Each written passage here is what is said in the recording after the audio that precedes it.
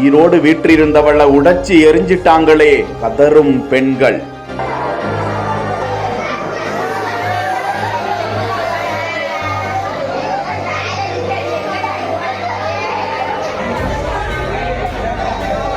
வீட்டுக்கு வீடு சொந்தமாகவும் உயிருள்ள பெண்ணாகவும் பிள்ளைக்கு பிள்ளையாகவும் பார்க்கப்பட்டு வந்த நல்லதங்காளை சிதறடித்தவர்கள் யார்? கதறி அழும் ஊர் மக்கள்.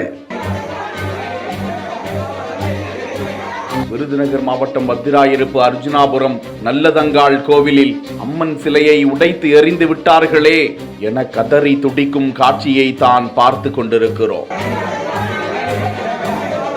தங்கம், வெள்ளி மற்றும் உண்டியல் பணமும் திருடப்பட்டிருக்கிறது என காவல்துறையினரும் வழக்கு பதிந்து விசாரித்து வருகிறார்கள்.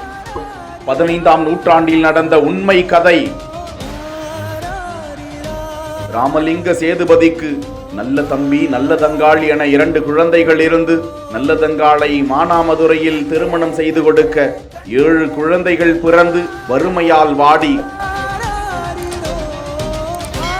கடவுளின் அருளால் அவர் அங்கேயே சாமியாக இன்றளவும் கொண்டாடப்பட்டு வந்த நிலையில் கருவறையில் இருந்த நல்லதங்காள் அம்மன் சிலை மர்ம நபர்களால் உடைத்து நொறுக்கப்பட்டிருக்கிறது. இதனை தாங்கிக் கொள்ள முடியாத ஊர் மக்கள் அந்த கோவிலுக்கு வந்து சிலையை பார்த்து கதறி அழக்கூடிய காட்சி வேதனையை ஏற்படுத்தி வருகிறது.